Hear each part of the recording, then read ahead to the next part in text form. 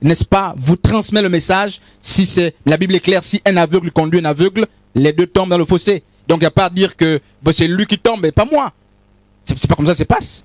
Oui, frère Yann. Ok.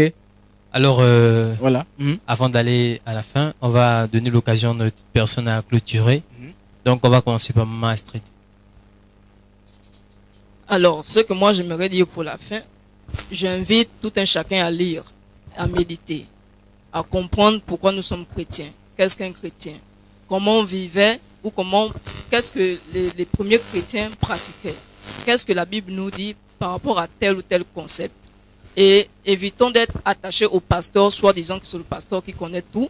Et sans le pasteur, je ne peux rien faire. Sans le pasteur, Dieu ne peut pas me parler. Sans le pasteur, je ne peux pas recevoir une guérison, une bénédiction. Donc, soyons des matures et soyons vigilants. Voilà. Amen. Pour clôturer, je veux juste encore parler du salaire. Il faut dire que ce thème-là, c'est un thème très important. Et je veux prendre la parole dans Jean 4, à partir du verset 36. Verset 36, qui dit, « Celui qui moissonne reçoit un salaire et amasse des fruits pour la vie éternelle, afin que celui qui sème et celui qui moissonne se réjouissent ensemble. » Donc, bien aimé, ici, on n'a pas parlé d'argent. Ici, on n'a pas parlé que la dîme, c'est le salaire du pasteur et autres, tout ça. La parole de Dieu est claire. Donc, j'aimerais ici appeler le sens de vigilance de nos frères et sœurs dans les assemblées. Dieu nous a donné son esprit pour qu'on ait l'esprit de discernement, le discernement. Ne faisons pas des choses sans pourtant nous référer aux Écritures. Vous savez, avant de rentrer vraiment dans le vrai, effectivement, nous tous on est tombés. Nous tous on ne connaissait pas. Mais le Seigneur dit, recherchez sa face. Cherchez à comprendre pourquoi telle chose nous le faisons. Pourquoi telle chose. C'est ce qui va vous amener à raisonner et à comprendre. Vous le faites à la base des Écritures. Je dis bien, à la base des Écritures. Arrêtons d'accuser les hommes de Dieu ou accuser les frères et sœurs. Oh non, tel homme, je n'ai pas, c'est à cause de tel, c'est à cause de tel. Oh, non, c'est à cause de toi-même. Prends ta Bible, lis ta Bible et comprends-la. Si tu ne comprends pas, tu peux venir chez une personne mature qui va essayer de t'expliquer. Et puis, toi, personnellement aussi, tu fais un corps avec ton Seigneur, tu pries. Tu demandes à ton Seigneur, à ton Dieu, pourquoi telle chose. Et c'est comme ça. Vraiment, ce thème, c'était un thème très important pour terminer. Et je sais que beaucoup d'entre vous n'ont pas compris, ou peu ont compris, mais nous sommes disposés, et c'est ça notre travail, hein, de nous encourager les uns les autres. Si on ne comprend pas, venons, ayons l'honnêteté de venir vers le frère et toujours pour poser des questions. Amen. Amen. Donc, moi, je reste toujours sur ma thématique réformulée. L'ouvrier mérite de l'aide de l'Église, pas forcément financier, bien que dans nos assemblées, on oblige maintenant à donner les offrandes rien qu'en argent, et les pasteurs surveillent même. Si la première dîme, tu as donné, bon, on revient sur l'expression, tu as donné 100 000, il savait que tu avais 1 million de salaire, ça diminue, il va t'interpeller, que bien aimé. Mais ça diminue, il est déjà habitué avec, il sait déjà que chaque mois, je perçois 100 000 de la maman Astrid. Amen. Donc, restons dessus. Et on doit bien maîtriser l'expression maître. Au primaire, on dit un maître, c'est celui qui enseigne. Il y a le maître de la terre, mais il y a le maître, donc le véritable guide. Et lorsqu'on dit suivez le guide, on ne parle pas de guide d'abord charnel. Mais il y a le guide 3 fois. Amen. C'est Dieu. Mais en même temps aussi, des hommes de Dieu sont nos guides. Amen. Et sont nos maîtres. Le maître, c'est celui qui enseigne. Donc, je vais rester sur ce verset biblique que je n'ai pas utilisé depuis le début. Colossiens 4, verset 11. Qui dit, maître, accordez à vos serviteurs ce qui est juste et équitable. Sans que vous aussi, sachant que vous aussi, vous avez un maître dans le ciel. Amen. Donc, moi je reste dessus, homme de Dieu, revenons sur le droit chemin, suivons véritablement le guide. Et divisons les dîmes de l'Église entre toutes les personnes nécessiteuses. Il y a les personnes en position de vulnérabilité dans l'Église, la dîme doit être partagée. On ne doit pas se mentir. La dîme est une forme, est une forme de salaire. Alléluia. Alors, la dîme doit être redistribuée dans l'assemblée, pas seulement au pasteur. Et homme de Dieu, n'abandonnez pas votre travail pour venir être juste à l'église, pour servir le Seigneur. C'est un mensonge. Je ne sais pas si le Seigneur a levé les gens qui travaillaient, mais il a arraché les bœufs. Mais à un moment donné, est-ce qu'il n'avait pas des activités? Pas parce que Abraham avait ses activités, non? Abraham, il élevait ses moutons. Il avait ses moutons. Donc, on ne doit pas transformer l'église en un business. À un moment, les pasteurs qui laissent le travail pour venir seulement dans l'église, c'est pour faire le business. Bon, on s'interroge. Lorsqu'il laisse le travail, il nourrit ses enfants avec quoi? Lorsque tu abandonnes le travail, tu deviens automatiquement un voleur indépendant. Les pasteurs sont devenus des sangsues, sont devenus des moustiques. Voilà. Les hommes de Dieu sont devenus des loups, mais nous prêchons sur des loups dans l'église. Véritablement, le vrai loup, c'est le pasteur. Comme maman a parlé ici, revenons sur les Écritures. On ne peut pas nous détourner si nous sommes figés sur les Écritures. Et moi, comme maman a dit, si un homme de Dieu va à gauche, honnêtement, vous savez que je suis très direct. Je ne suis pas de façon impolie ou quoi, mais moi, j'utilise les mots qui sont dans le dictionnaire. Amen. Si le pasteur est voleur, c'est un voleur. Il ne faut pas se mentir. Il y a des gens qui ont du mal à dire, frère, là, tu es en train de voler. Mais la Bible a dit, va-t'en loin de moi, Satan. Il pouvait utiliser une autre expression, mais il a dit, va-t'en loin de moi, Satan. C'est quand même déchirant. Homme de Dieu, venez parler à côté de moi, je vous dis, va-t'en loin de moi, Satan. Jésus était le plus petit, il était plus petit que Pierre. Je sais que c'est peut-être même son grand-père ou son oncle. Jésus était petit, mais il y a une grande personne, va-t'en loin de moi, Satan. Honnêtement, Pierre, avec son petit couteau là, il pouvait la foncer, mais directement. Mais, il est resté là parce qu'il savait que c'est le guide devant moi. Amen.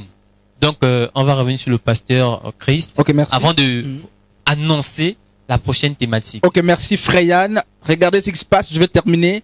Jésus a dit à ceux qui le suivaient, laissez tout pour vous et suivez-moi. Mais lorsque Jésus a été attrapé, qu'est-ce qui s'est passé? Mais un de ses apôtres a sorti un couteau. C'est pour dire que depuis ce temps-là, il n'avait rien laissé. Jésus a dit, laissez tout et suivez-moi. Malheureusement, il y a un qui avait gardé l'épée. Et lorsqu'on a attrapé Jésus, l'a coupé. Ben justement, beaucoup de pasteurs sont arrivés, beaucoup d'hommes de Dieu, des chantres, tout ça, sont arrivés au Seigneur sans avoir tout laissé.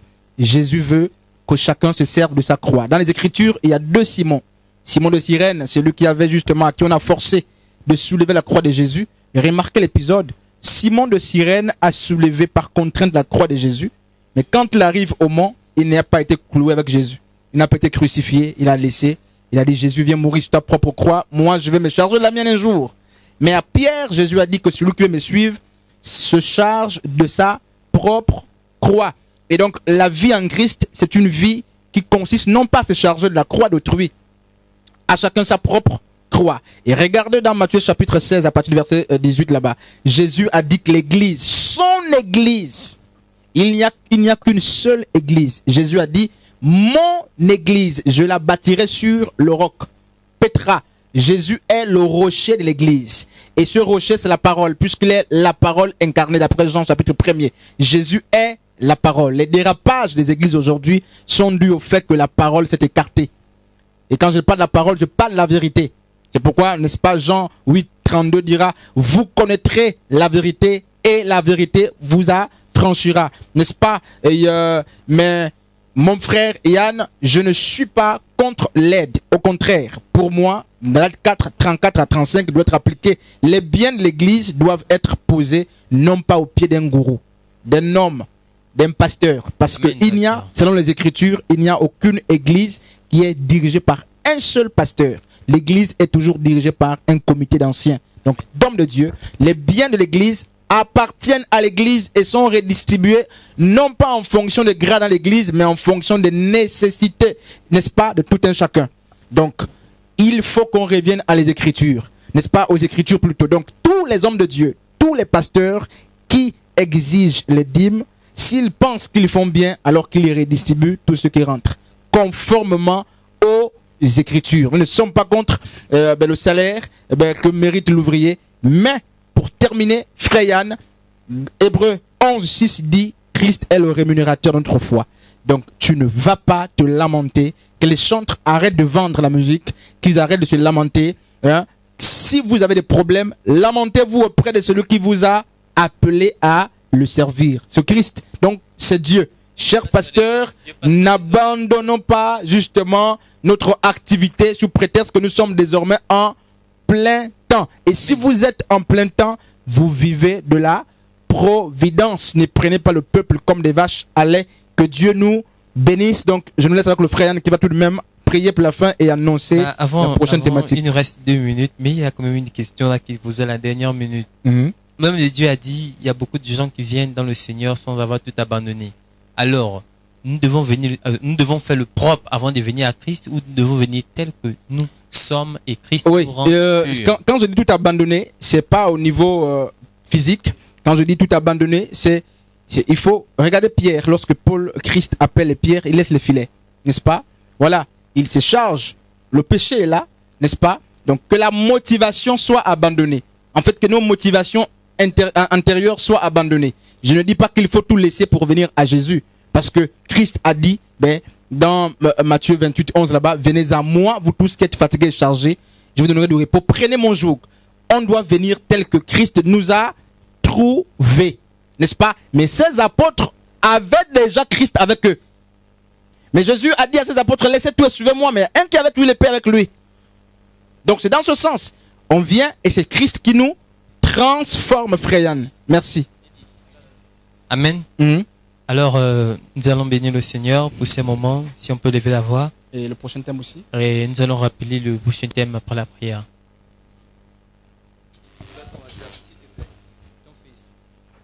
Père éternel, nous te bénissons, nous te rendons grâce pour ce moment de partage. Père, nous croyons que tu as été au centre de ce moment. Père, nous te bénissons déjà pour toutes les personnes qui étaient en direct. Père, nous prions également que ces personnes ont eu en ce moment leur intelligence restaurée, Seigneur, par ta parole. Seigneur, nous prions pour que chacun de nous puissions retourner à l'écriture, que nous puissions retourner, Seigneur, dans ta parole, parce que c'est ta parole qui est notre nourriture, c'est ta parole qui nous lie à toi, c'est ta parole qui nous attache à toi. Père, nous te bénissons d'avoir éclairé les zones que nous ne comprenons pas. Nous te bénissons, Seigneur Jésus, pour les questions posées et pour les réponses de chacun de nous. Père, nous bénissons encore pour toute cette organisation. Nous te bénissons pour toutes les personnes qui nous ont aidés, Seigneur, pour Maman Lady qui est derrière la caméra et pour le frère également qui est derrière la caméra. Nous te bénissons, Seigneur, parce que tu as permis encore que nous puissions être ici. Certainement, nous ne nous sentons pas bien, certainement nous sommes occupés, mais Père, nous sommes venus te servir et que, Seigneur, tu restaures vraiment nos intelligences, que tout ce que nous faisons, Seigneur, ne soit pas l'honneur d'un homme, ne soit pas glorifié par un homme, mais Père, nous te servons et nous faisons ta volonté. Nous te bénissons, Seigneur, nous te rendons grâce. Gloire à toi, Seigneur Jésus. Amen. Donc, avant d'annoncer la thématique de la semaine prochaine, il faut d'abord rappeler que Dieu ne vient plus auprès des hommes et les femmes dire que, bien-aimé, je vois que c'est avec la femme que tu vas te marier. Alléluia. Dieu ne va plus te donner la femme parce que Adam était malhonnête dans le jardin d'Éden. Il a dit, c'est la femme que tu m'as donnée. Alléluia. Il a accusé Jésus. Alléluia. Il a accusé Dieu. Donc, la thématique de la semaine prochaine sera, est-ce que un frère ou frère et sœur doivent-ils se marier dans la même église? Est-ce que deux frères en Christ dans la même église doivent-ils se marier ou aller épouser une personne ailleurs? Et telle est la thématique. Et un frère pouvait lancer sa réponse déjà que ce n'est pas bien d'épouser la sœur dans l'assemblée parce que vous êtes déjà frères et sœurs, vous appelez frères et sœurs. Donc il doit aller dans une autre église. Ou encore, s'ils sont dans la même église, il abandonne l'église, il part ailleurs, il laisse la sœur. Amen. Donc la thématique sera fixée sur le mariage. Amen. Donc, nous vous invitons samedi à la même heure. Que Dieu vous bénisse et bonne soirée. Amen. Si on peut acclamer le roi des rois.